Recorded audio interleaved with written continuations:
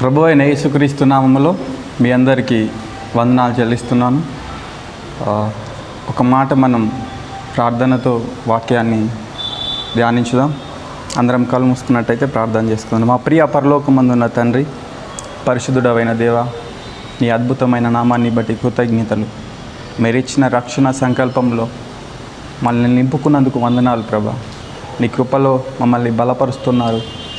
నీ యొక్క పరిశుద్ధాత్మ శక్తి ద్వారా మాకు ప్రభా నీ యొక్క వాక్యంలో నీ జ్ఞాన విషయాల్ని, సత్య విషయాల్ని మాకు ప్రభా బయలుపరుస్తున్నారు. ఈ సమయంలో మాతో మీరు ఉండండి. నీ వాక్యం ద్వారా మమ్మల్ని బలపరచుమని యేసుక్రీస్తు నామములో అడిగి ప్రార్థించి వేడుకొంచున్నాం తండ్రి, ఆమేన్.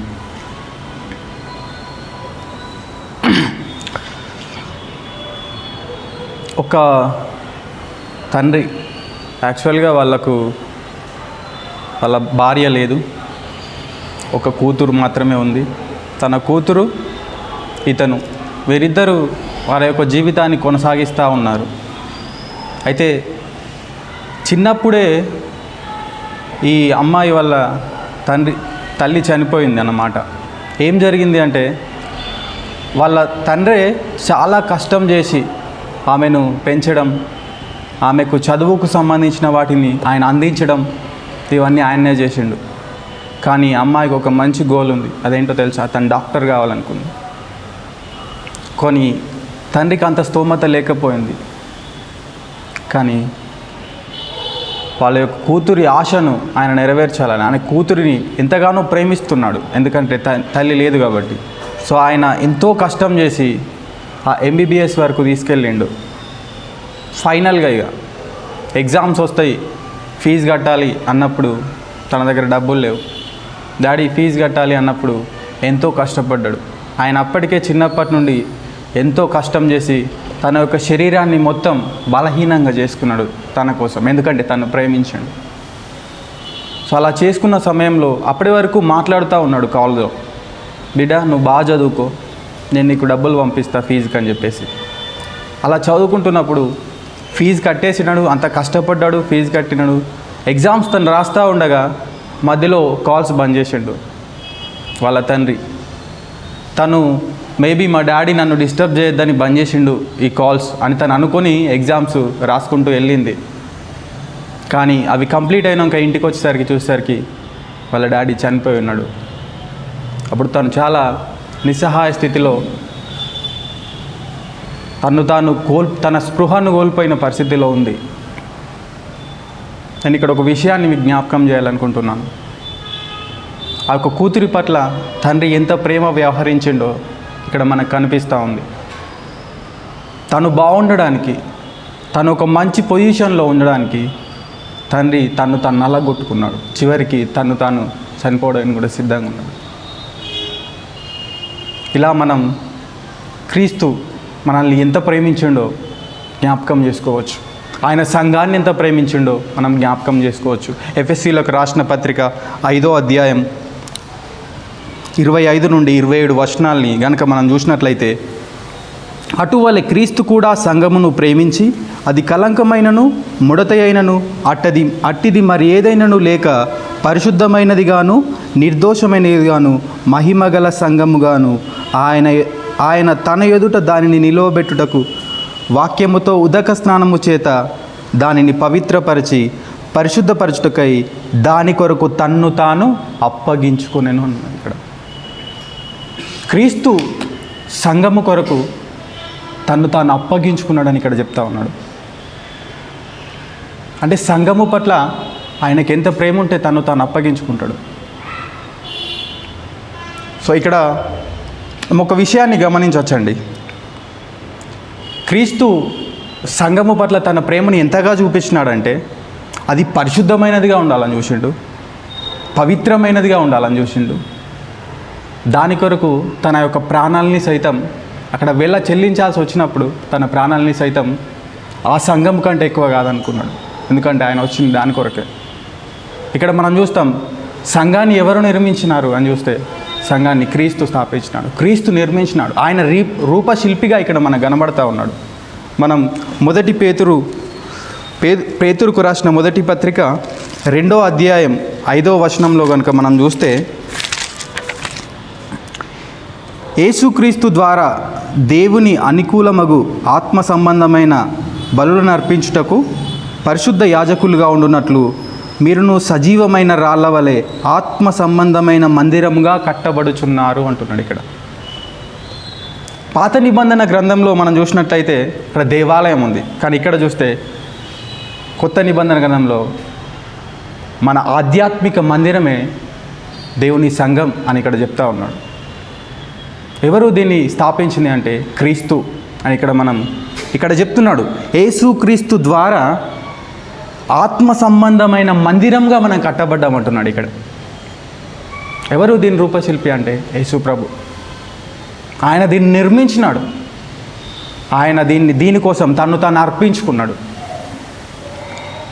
అంతేకాదండి, ఈ సంఘం కొరకు ఆయన వెల చెల్లించినాడు అక్కడ. ఇక్కడ మనం చాలామంది సంఘ కాపరులు మనం కేవలం కాపరులో మాత్రమే అని గ్రహించుకుంటూ ఉంటారు. కానీ మనం ఆధ్యాత్మిక మందిరంగా కట్టబడ్డాం అని మొదటగా మనం గమనించుకోవాల్సింది సంఘ కాపరులమైన మందిరం కూడా. ఎందుకంటే ఆయన సంఘమును కట్టినాడు, ఆ సంఘంలో నువ్వు నేను ఉన్నాం. మనం ఆధ్యాత్మిక మందిరంగా కట్టబడ్డాం. ఈరోజు సంఘాన్ని ఎందుకు ప్రేమించాలి అని మనం అనుకుంటే ఆయనే మనల్ని ఆధ్యాత్మిక మందిరంగా కట్టినాడు. సో ఆయన ఆ సంఘమును నిర్మించుటకు, ఆ సంఘమును స్థాపించుటకు తాను అర్పించుకున్నాడు. ఇక్కడ మనం చూస్తూ ఉన్నాం. అంతేకాదండి, పాత నిబంధన గ్రంథంలో యాజకులు ఉండేవాళ్ళు, కానీ మనమే యాజకులుగా ఆయన చేసిండు. మనం నేరుగా ఆయనతో మాట్లాడే ఒక భాగ్యాన్ని దేవుడు మనకి ఇచ్చినాడు. అంతేకాదండి, ఆయన మనలో నివసిస్తూ ఉన్నాడు. ఎఫెసీలకు రాసిన పత్రికలో మనం చూసినట్లయితే ప్రభువునందు పరిశుద్ధమైనదిగా వృద్ధి చేస్తున్నాడు సంఘాన్ని ఆయన. ఎఫెసీలకు రాసిన పత్రిక 21వ అధ్యాయంలో చూస్తే ఇంకా ఏమంటున్నాడంటే, తన యొక్క పరిశుద్ధాత్మ యొక్క నివాస స్థలముగా మన ఆధ్యాత్మిక మందిరాన్ని ఉంచినాడు అని చెప్తున్నాడు అక్కడ. ఎందుకు సంఘాన్ని ప్రేమించాలి అంటే క్రీస్తు మొదటగా సంఘాన్ని ప్రేమించినాడు. ఎందుకు సంఘాన్ని ప్రేమించాలి అంటే ఆయన రూపశిల్పిగా ఉన్నాడు అక్కడ. సంఘాన్ని నిర్మించినవాడు. అందులో నువ్వు నేను మనమందరం కూడా ఆధ్యాత్మిక మందిరంగా కట్టబడుతున్నాం అని మనం గమనించుకోవాలి. ఇంకొక విషయాన్ని మీకు జ్ఞాపకం చేస్తా. ఎందుకు మనం సంఘాన్ని ప్రేమించాలి అంటే కొరింథీయులకు రాసిన మొదటి పత్రిక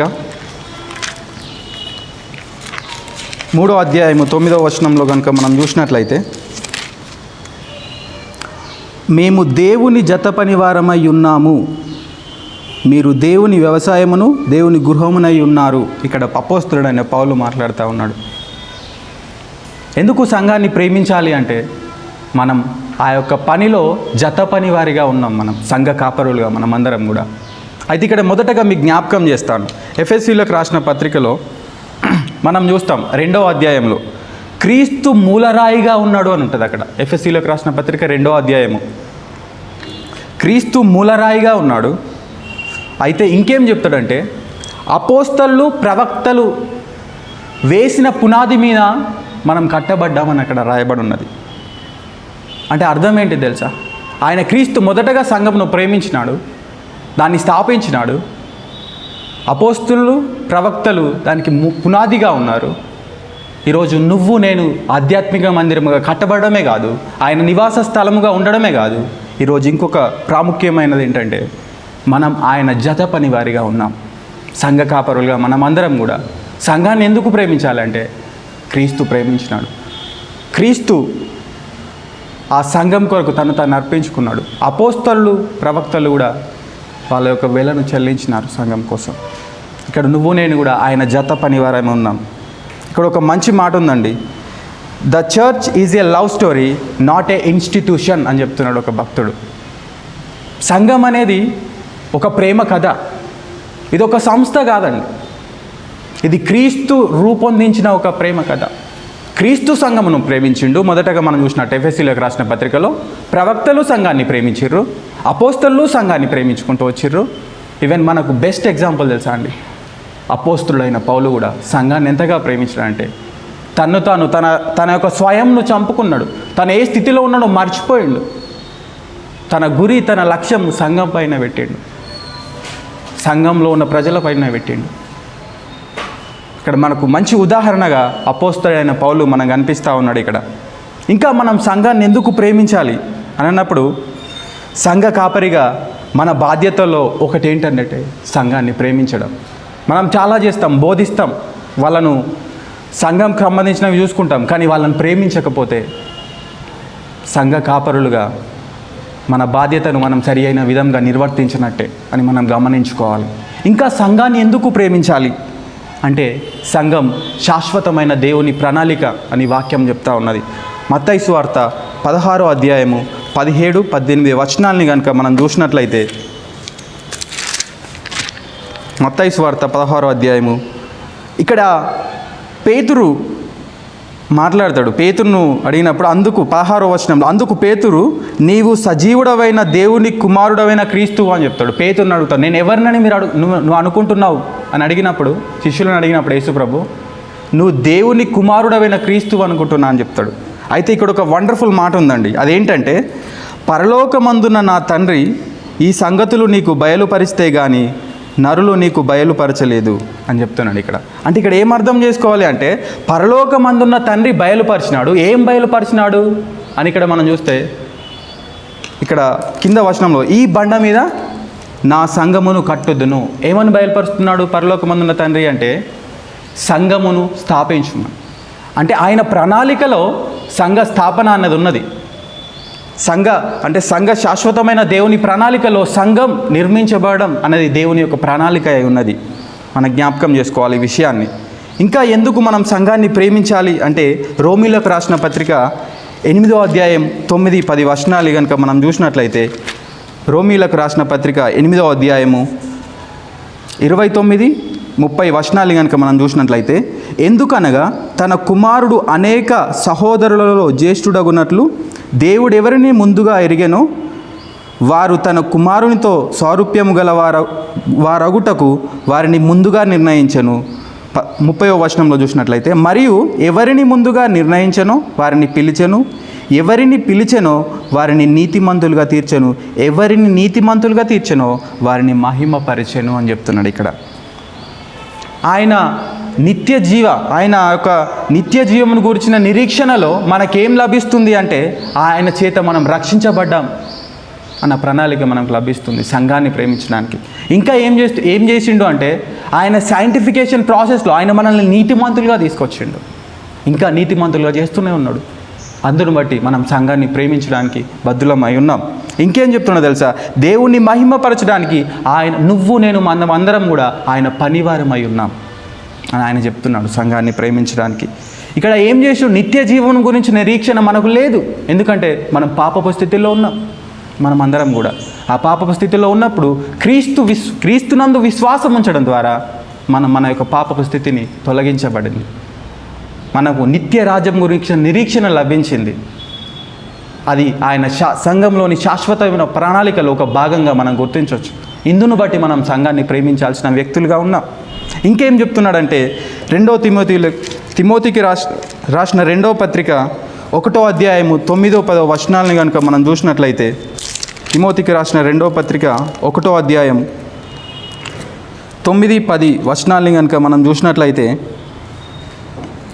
ఇక్కడ ఆయన అంటున్నాడు, మన క్రియలను బట్టి కాక తన స్వకీయ సంకల్పమును బట్టి అనాది కాలముననే క్రీస్తు యేసునందు ఆయనకు అనుగ్రహింపబడినదియు క్రీస్తు యేసును మన రక్షకుని ప్రత్యక్షత వలన బయలుపరచబడినదినై తన కృపను బట్టి మనల్ని రక్షించి పరిశుద్ధమైన పిలుపుతో ఆయన మనలను పిలిచెను అంటున్నాడు ఇక్కడ.